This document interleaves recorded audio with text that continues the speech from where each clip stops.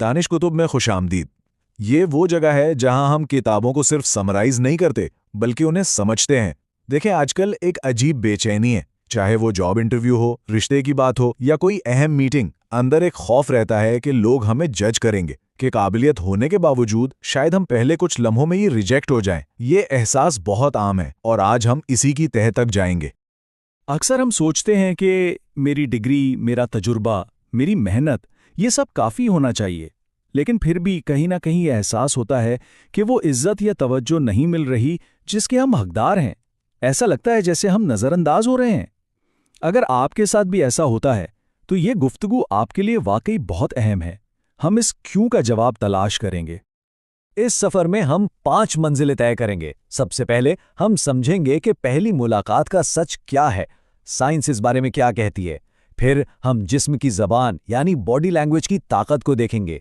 इसके बाद हम आवाज़ के जादू को समझेंगे। चौथे हिस्से में हम ऑथेंटिसिटी और इम्प्रेशन के नाजुक फ़र्क को जानेंगे और आखिर में अगर गलती हो जाए तो उसे ठीक कैसे किया जा सकता है। चलिए शुरू करते हैं। तो सबसे पहले ये समझना ज़रूरी है कि फर्स्ट इम्प्रेशन आखिर इतना ताकतवर होता क्यों है। ये कोई इत्तेफाक नहीं है, इसके पीछे हमारे दिमाग का एक बहुत ही कदीम और बुनियादी निज़ाम काम कर रहा है। आज की हमारी गुफ्तगू डॉक्टर क्रिस्टीना चरन की किताब the power of first impressions पर मबनी है।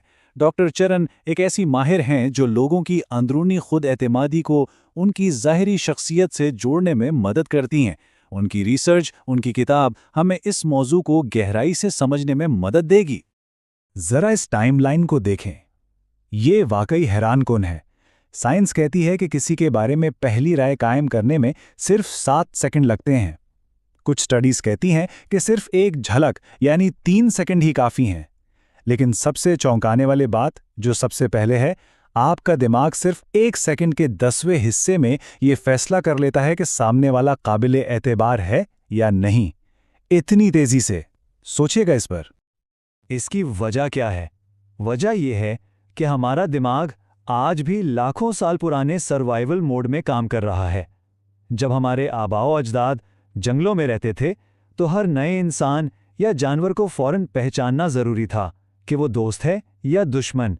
ये आदत आज भी हमारे दिमाग में मौजूद है।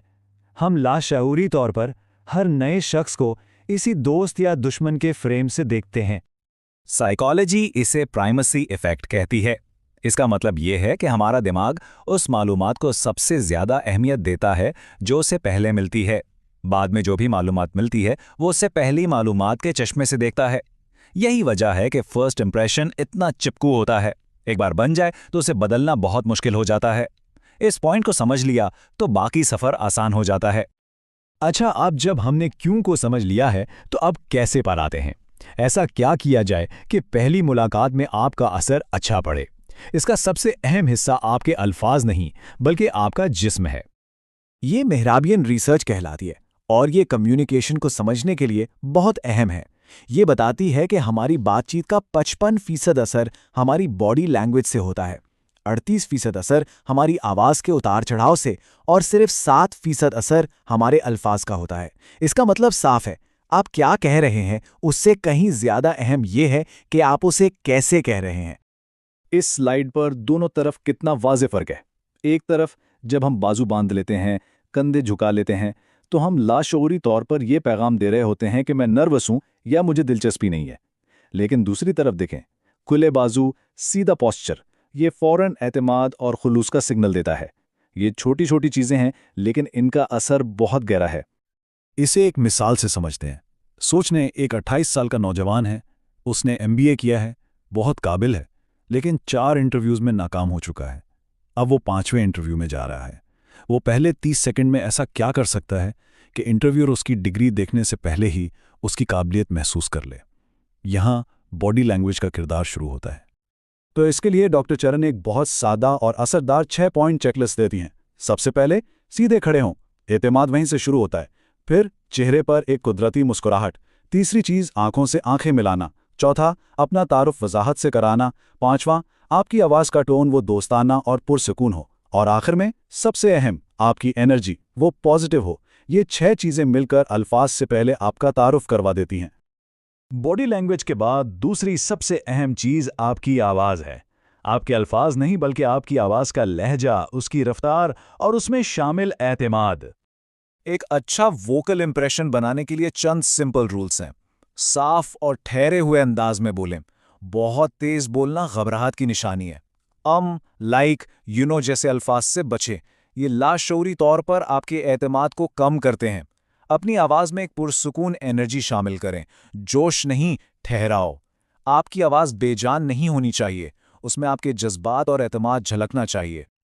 यहाँ एक बहुत अहम बात है और ये बात अक्सर कोई नहीं बताता। इस कॉन्सेप्ट को काफ़ी लोग गलत अप्लाई करते हैं। उन्हें लगता है कि उन्हें किसी और का एक्सेंट या लहजा अपनाना है। ऐसा बिल्कुल नहीं है।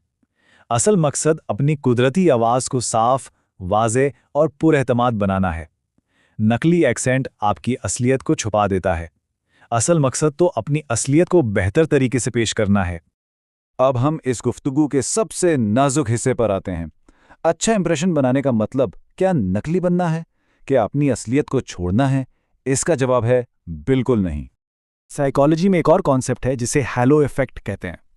इसका मतलब यह है कि अगर आपका पहला इंप्रेशन किसी पर अच्छा पड़ता है, मान लिया आप पूरा एतमाद लगते हैं, तो लोग खुद ब खुद ये फर्ज कर लेते हैं कि आप में दूसरी अच्छी खूबियां भी होंगी, कि आप काबिल भी होंगे, ईमानदार भी होंगे। एक अच्छी शुरुआत आपके इर्द गिर्द एक पॉजिटिव हैलो यानी नूर का हाला बना देती है।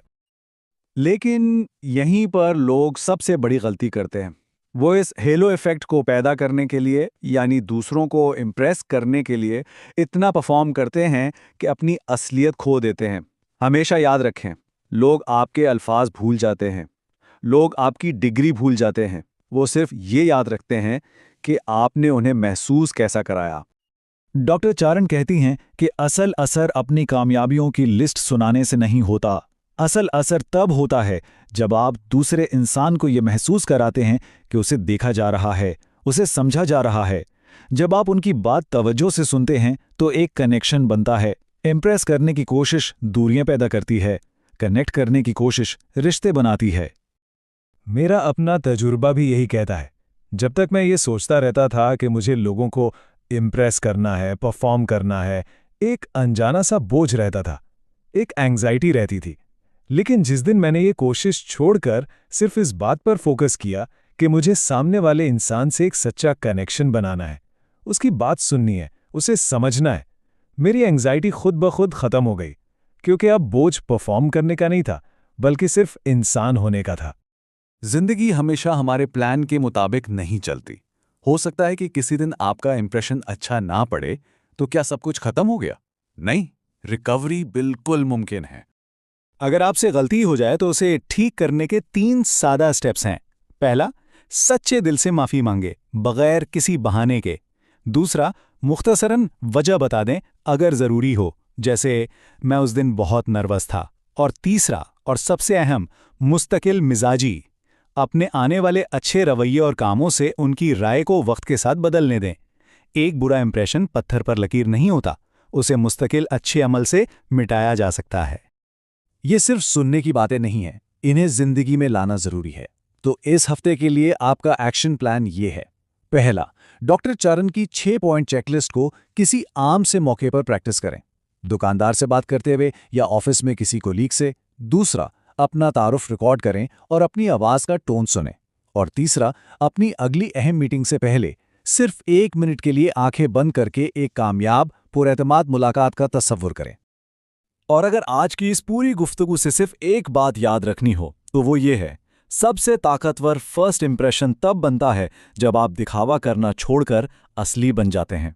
असली ताकत परफेक्ट होने में नहीं, ऑथेंटिक यानी अपनी असलियत पर कायम रहने में है। क्योंकि रियल ग्रोथ तब शुरू होती है जब हम सीखी हुई बात को अपनी जिंदगी में अप्लाई करते हैं। इस पर सोचिएगा। अगर आपको ये एनालिसिस पसंद आया तो इसे लाइक करें और दानिश कुतुब को सब्सक्राइब करें ताकि हम ऐसी गुफ्तगू जारी रख सकें। अगली बार मिलेंगे।